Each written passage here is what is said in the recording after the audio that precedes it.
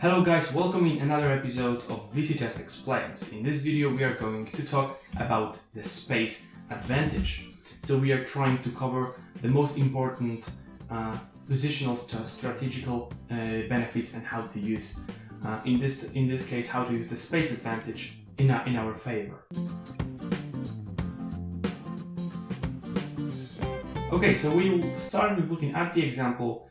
As you can see on the board, we have the position that a lot of the time happens. Something like this can happen in the Maroczy structures when black, for example, is playing for some kind of a dragon setup. And we can proceed with the move c4 and e4 to create this strong center, and because of this we also have a space advantage. And I'm going to show you on this example because it is very popular, so it makes sense to see what are the possibilities and the typical things. The three most important things that you need to remember to actually play successfully with the space advantage is first to not exchange pieces, because if you will exchange some pieces, then your opponent will have an easier task. For example, how to explain this? In this setup, black a lot of the time is aiming to exchange this this knight on d4 for this knight. Why? Because black would love to put his bishop on c6, because this knight would love to be on d7.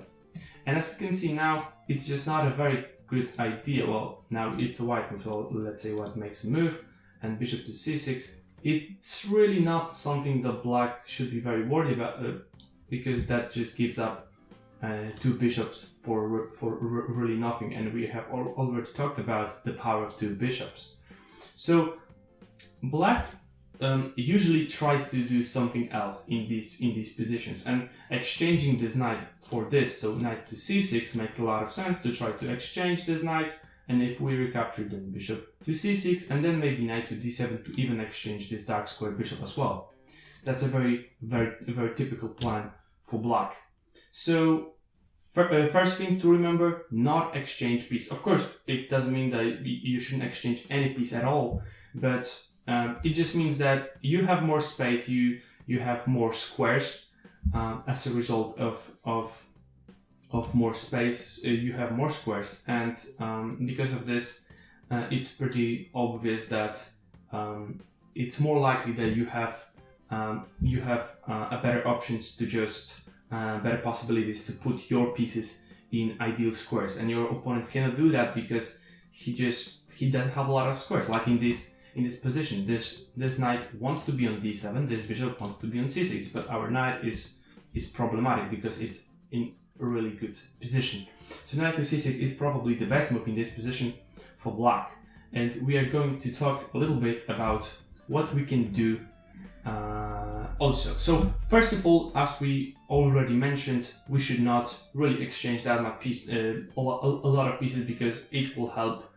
It will really help our opponent. Also, we should consider attacking on both sides of the board, and this is because it's going to be very challenging for our opponent to defend on both flanks.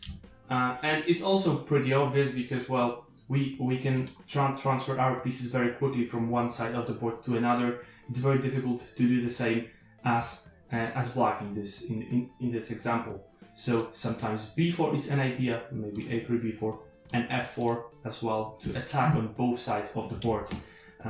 Push the pawns, get even more space, create some threats, and, well, this is an important thing to bear in mind as well.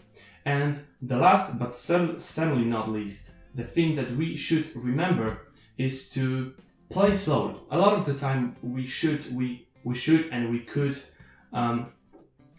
continue very slowly, because we can, for example, try to improve the position of our pieces. Our opponent probably will not be able to do the same. And a lot of the time what black players, well, in these structures, of course I'm saying the black players as the side who is suffering from lack of space, will try to play some moves to free themselves. So sometimes some breaks with b5 are possible, and maybe e6, d5, and f5 as well. Those are the main breaks that black should be aiming for, and we should be prepared for those options. So we should calculate them very cautiously to see if we're not blundering anything. But if we have everything under control, what happens a lot of the time that our opponent will just play the move because he would be very not happy with the outcome of the opening. He would try to do something, because a lot of people just don't want to do anything, and he would try to blow the position up somehow. And if we are prepared for this, he will create some weaknesses, and we could also take advantage of this. So to show you how this game can proceed, of course black's plans, as we already mentioned, is to take on d4 and then maybe play the move bishop to c6. So what do? Do we exchange pieces? Of course we don't. We do not do that. We play knight to c2 to keep as many pieces on the board as possible. And now after bishop to e6, well, black has to improve somehow the position of his pieces. We can choose basically two options. We can of course play something like queen to e1 and slowly but surely improve the position of our pieces as well.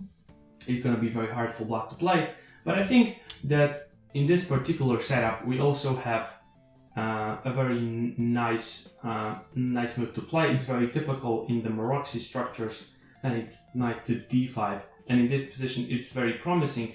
Black cannot really take it with the knight because of this fork, so taking with the bishop looks like the only logical move, because, well, otherwise this knight, black cannot tolerate this knight being on this very strong squares. All sort of threats. Bishop to b6 already is in the air, so black really has to swap this bishop off with bishop takes d5. But now we recapture with the c pawn, knight to e5. Okay, black managed to actually exchange the bishop for the knight, which of course gave us the bishop pair. But, well, maybe black has something in return. For example, he just, he has now a little bit more air to breathe. But now what's very important is that we have a very pleasant play. And for example, here we can a little bit change our plan. We play this move, black of course takes, because that's the black's main option. And now we have a very strong pressure on b7. Our pieces are attacking. Knight to d7 looks like a very natural move to play to cover the c5 square. But the problem with this move is that we can just take on b7, we'll be a pawn up, so queen to c7 looks forced. But now after something like queen to b4, it's very difficult to defend this b7 pawn. And after something like rook to b8, bishop to b6, we have a lot of space and our pieces are pretty much... here black really has a lot of problems. Queen to d7 looks wrong because it takes away the d7 square from the knight, so queen to c8 looks more like the move to play. But now after bishop to a7, rook a8, queen takes b7, as we see, we just won a pawn, and also the a6 pawn is still very weak, so we kind of we convert our positional advantage into the material advantage, and now we will be trying to with the correct technique to actually win this game. So this example was to just show you how you can, for example, from a very calm position, after just 10 moves, to create a position that black was probably doing quite alright with those moves, playing quite okay, and well, suddenly black has to face the position with the pawn down, and black and white has a bishop pair, which is very hard to defend. Okay, let's take a look at another example, and this is a game that played Vladimir Kramnik played as white, and he played knight f3, but the game very quickly transposed. Well, now it's a King's Indian, but now it's actually transposed to something very similar to what we have seen before. And now, how did white continue? Of course, knight takes d4, that was the plan. In our previous example, we had something like knight e5, which is not a great move. So now black plays actually better with this move, bishop to c6, as we've seen. Knight to d7 is a plan. f3 now covers the e4 pawn. a5, now b3, no need to allow a4, so b3, knight to d7, trying to exchange pieces. And now the Vladimir Kramnik, of course, understands that we should not exchange those pieces, plays the move bishop to f2, knight to c5, and rook to 1. And okay, already we see a position which is very pleasant for white. White has a very natural plan of just improving slowly the position of the pieces, and black already decided that it is the time to do something, because otherwise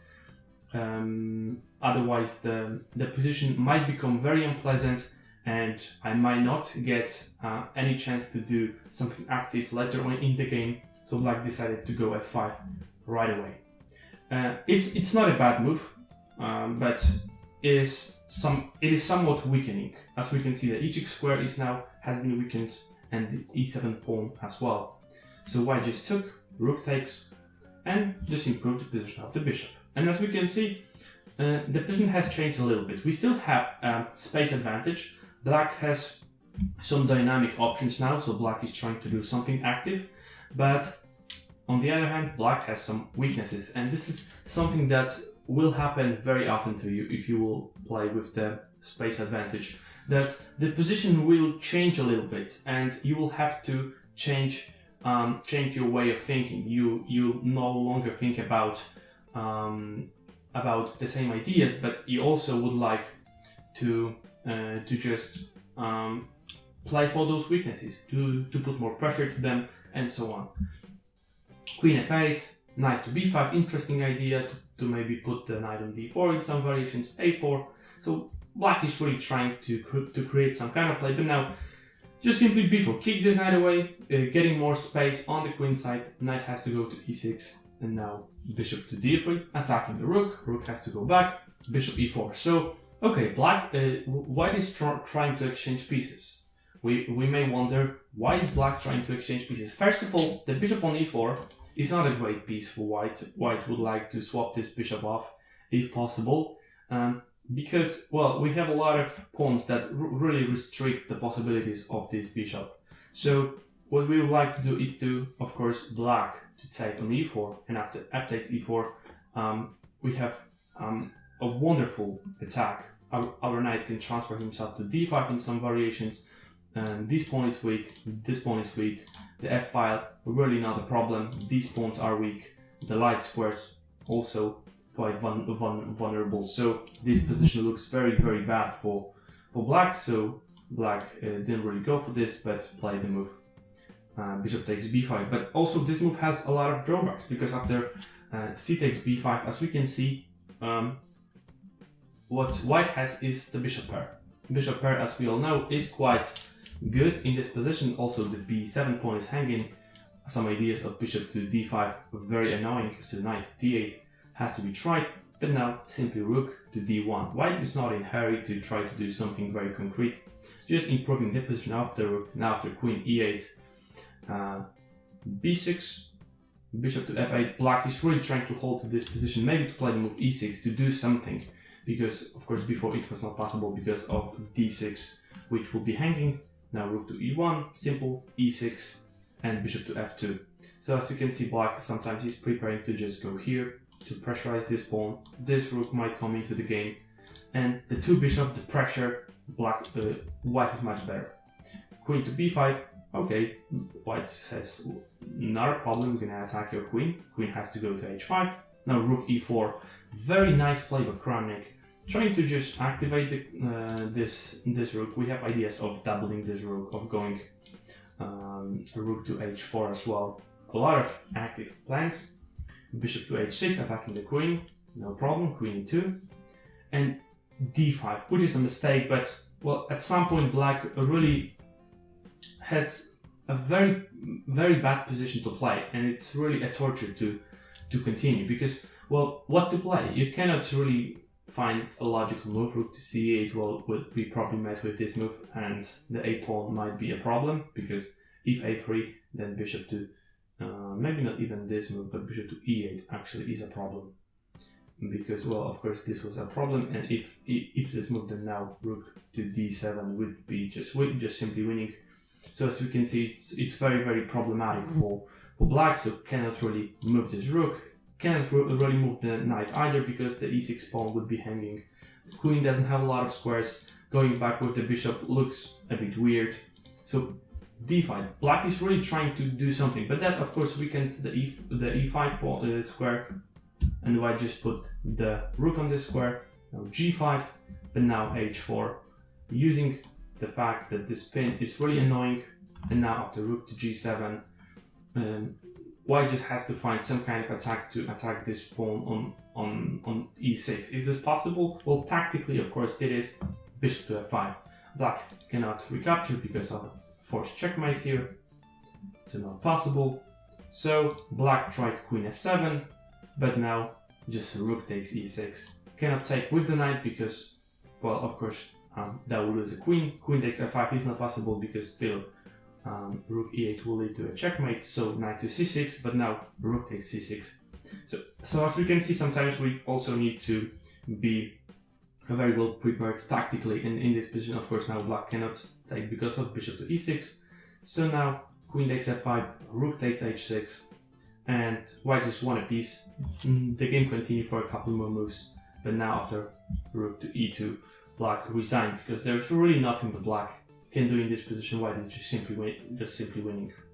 So that would be it for this video. I hope that you know that what to do when you have a space advantage, how to continue, how to proceed, what to do, or at least have some, you have some clue of how you can try to do and not panic, not create more weaknesses, but to slowly but surely improve your position, not exchange pieces. Maybe think about going for attack on both sides of the board, which would be very challenging for your opponent. Wait for your opponent to make a decision to try to do something in the center, and then he will create himself some kind of weaknesses, and maybe you will be able to just simply win a game. Thank you guys for watching. If you want to see more, you have maybe some specific topic that you would like to learn about, let me know in the comments, and subscribe to my channel. Thank you guys, see you soon.